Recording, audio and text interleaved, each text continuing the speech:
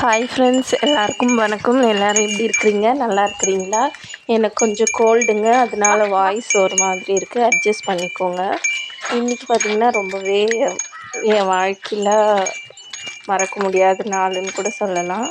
ஏன்னா என் ஃப்ரெண்டு என்னை மீட் பண்ண வராங்க, காலேஜ் ஃப்ரெண்டு. என் காலேஜ் லைஃப்னு நான் திரும்பி பார்த்தேன்னா என் ஃப்ரெண்டு மட்டும்தான், ஒரே ஒரு ஃப்ரெண்டு மட்டும்தான் எனக்காக நின்றவங்க.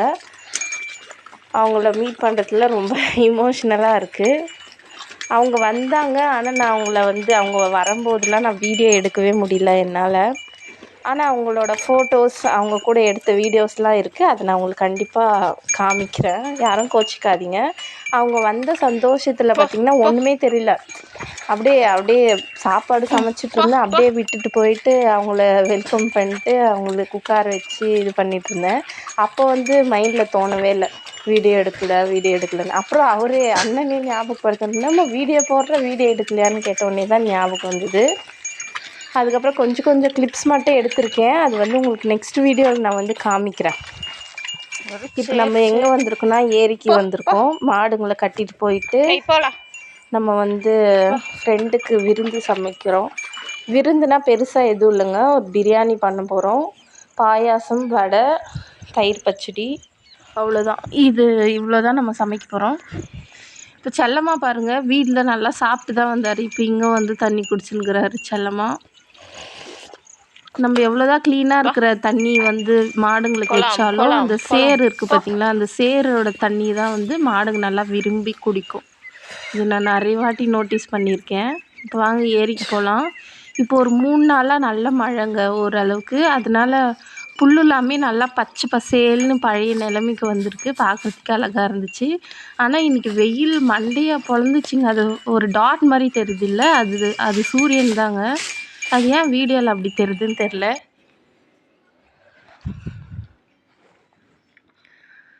அவ்வளோதான், நம்ம சிம்ரன் அப்படியே கயித்தோடு விட்டுருவோம், அது பாட்டுக்கு போயிட்டே இருக்கும். மாடுங்களெல்லாம் நம்ம கயிறு போட்டு நம்ம கட்டிட்டு வருவோம். இப்போ பாருங்கள், நான் உங்களுக்கு சூரியனை காமிக்கிறேன்.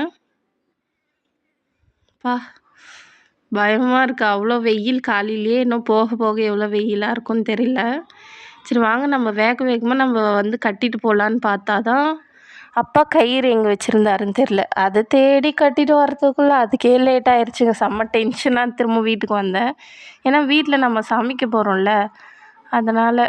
ஏன்னா அப்பாவும் அம்மாவும் வயலுக்கு போயிடுவாங்க, அவங்களால ஹெல்ப் பண்ண முடியாது. ஆனால் நம்மளுக்கு ஹெல்ப் பண்ணுவாங்க அவங்க. கோல்டாக இருக்கிறதுனால ரொம்ப ஸ்ட்ரெயின் பண்ணி பேசுகிற மாதிரி இருக்குது, மூச்சு வாங்குற மாதிரி.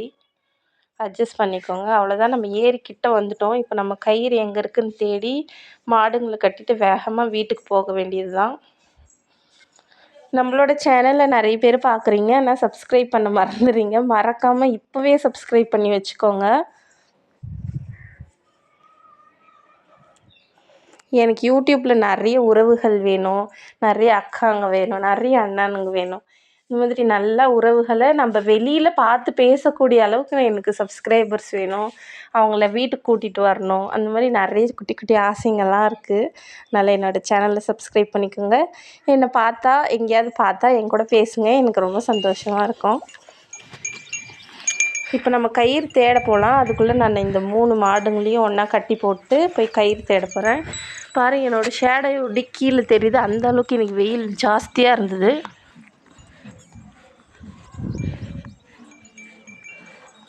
இது எங்கள் மாட்டுக்கு முன்னாடியே நிறைய பேர் மாடு கட்டிகிட்ருக்காங்க.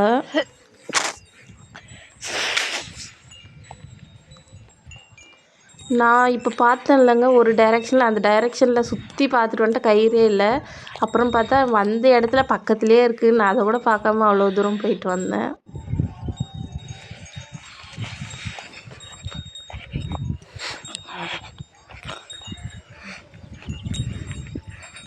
எப்படியோ கயிறு கிடச்சிச்சிங்க. நம்ம இந்த 3 மாடுங்களையும் கட்டிட்டு வீட்டுக்கு போகலாம்.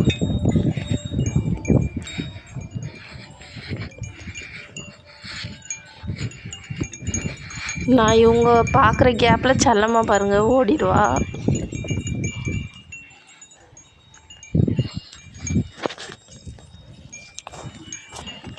ஆனால் ரொம்ப கஷ்டங்க, ஃபோன் ஹேண்டில் பண்ணிகிட்டே. நிறைய பேர் தனியாகவே யூடியூப் சேனல் ரன் பண்ணுறாங்க.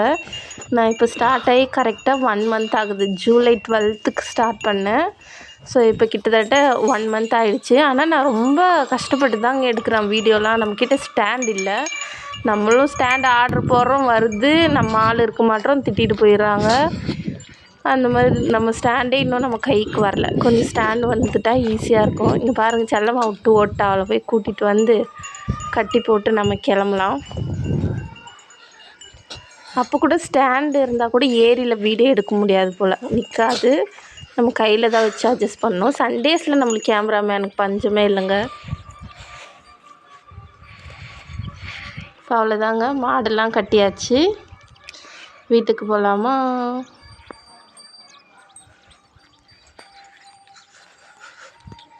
இப்போ வீட்டுக்கு போகலாம்.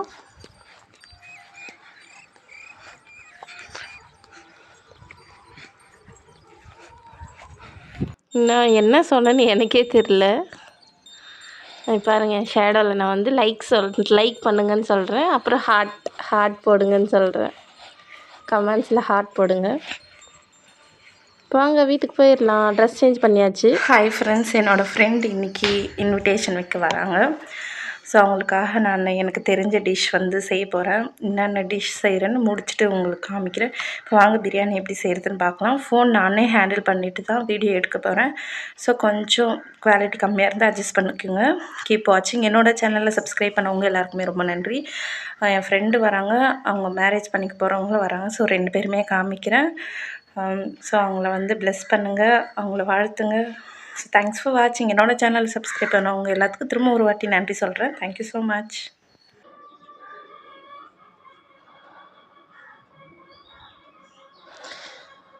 இப்போ பிரியாணி சமைக்கிறதுக்காக நம்ம பெரிய பாத்திரம் வச்சாச்சு. இதோட கொஞ்சம் சின்னதாக இல்லைங்க, இதோட எல்லாமே பெருசாக தான் இருக்குது. அதனால் ஓகே, இதுவே பரவாயில்லன்னு வச்சாச்சு. இதில் நம்ம தேவையான அளவுக்கு எண்ணெய் சேர்த்துக்கலாம். என் ஃப்ரெண்டுக்கு வந்து நெய் பிடிக்காது. அதுக்கப்புறமா நம்ம எந்த கலர்ஸுமே ஆட் பண்ணக்கூடாது. டேஸ்டிங்காக எதுவுமே ஆட் பண்ணக்கூடாது. அவங்களுக்கு வந்து சிம்பிளாக செய்யணும். பட்டெல்லாம் ஆட் பண்ணக்கூடாது. எதுவுமே இல்லாமல் ப்ளெயினாக இருக்கணும்னு நினைப்பாங்க அவங்க. அதனால் அவங்களுக்கு ஏற்ற மாதிரி எதுவுமே நான் போடலை. எண்ணெய் போட்டு வெங்காயம் போட்டு நல்லா ப்ரௌன் கலரில் ஆனது, கொஞ்சமாக பச்சை மிளகா போட்டு வதக்கிட்டு, அதுக்கப்புறம் இஞ்சி பூண்டு பேஸ்ட்டு போட்டு நல்லா வதக்கி விட்டாச்சு.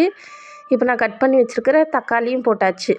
இப்போ தக்காளி நல்லா வேகிறதுக்குள்ளே நான் போய் கேஸில் வந்து முட்டை வேக வச்சுட்டு வந்துடுறேன். இப்போ வந்து மல்லித்தழை, நம்மக்கிட்ட புதினா இல்லைங்க. புதினா இருந்தால் இன்னும் டேஸ்ட்டாக இருந்திருக்கும். புதினா இல்லை.